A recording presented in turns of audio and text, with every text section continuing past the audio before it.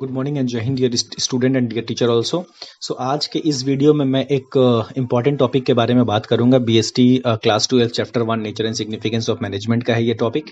And ये topic बहुत ही important topic है एंड ये टॉपिक है एक्चुअली इफेक्टिवनेस एंड एफिशिएंसी के बारे में। सो बहुत सारे स्टूडेंट कंफ्यूज रहते हैं कि सर इफेक्टिवनेस एंड एफिशिएंसी में क्या डिफरेंस है, और बहुत को ऐसा भी लगता है कि दोनों सेम चीज़ है, बट नहीं, दोनों सेम चीज़ नहीं है।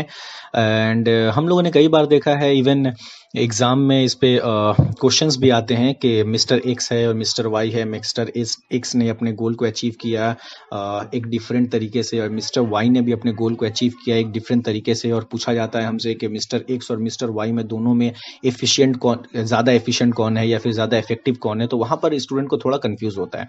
सो इस वीडियो को हम लोग एंड तक देखेंगे और मैं उम्मीद करता हूँ कि इस वीडियो को देखने के बाद आपको एकदम भी कंफ्यूजन नहीं होगा एंड आप एकदम क्लियरली डिफरेंशिएट कर पाएंगे इफेक्टिवनेस एंड एफिशिएंसी को। सो पहले मैं इफेक्टिवनेस का बात करूं। एक एम्प्लॉय को इफेक्टिव होने के लिए दो कंडीशंस फुलफिल करना होता है। मैं फिर से बोल रहा हूं, इफेक्टिव होने के लिए एक एम्प्लॉय को दो कंडीशंस फुलफिल करना होगा। Number 1, goals must be achieved, and number 2, it must be achieved within the time. मतलब अगर एक एम्प्लॉय अपने गोल को अचीव कर ले रहा है एंड उसने इस गोल को with in the time achieve किया है, with in the standard time achieve किया है, तब वो एक इफेक्टिव एम्प्लॉय है। मैं फिर से बोल रहा हूं, इफेक्टिव होने के लिए दो कंडीशंस है और दोनों कंडीशन फुलफिल होना चाहिए। Number 1, goals must be achieved, and number 2, it must be achieved within the time. So ये रहा हमारा इफेक्टिवनेस। एंड एफिशिएंट होने के लिए एक एम्प्लॉय को दो कंडीशंस है यहाँ पर भी, और वो दोनों कंडीशंस उसको फुलफिल करना होगा। Number 1, goals must be achieved, and number 2, it must be achieved with optimum utilisation of resources. Optimum utilisation of resources का मेनली मतलब होता है विथ लीस्ट कॉस्ट और लीस्ट वेस्टेज। मतलब तो हमारा ये एकदम क्लियर हो गया है कि इफेक्टिव होने के लिए भी दो कंडीशंस था और एफिशिएंट होने के लिए भी दो ही कंडीशन है।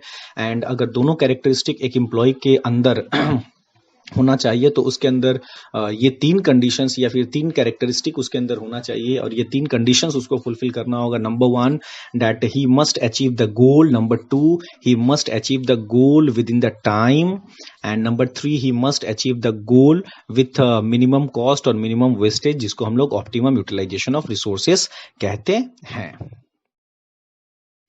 सो इस टॉपिक को और ज़्यादा क्लियर करने के लिए मैं एक छोटा सा एग्जांपल आपके स्क्रीन पे शो कर रहा हूँ।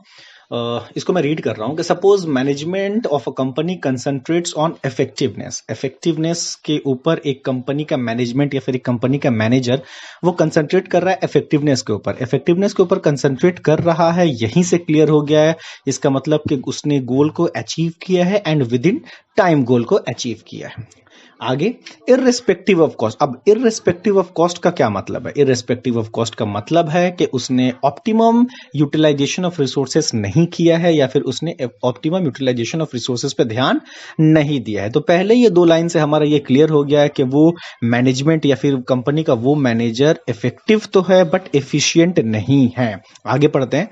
Following this principle, the production manager is able to achieve the target of 500 units within the time. उसने 500 units का target achieve किया है within the standard time, but after high wastage and mishandling of resources.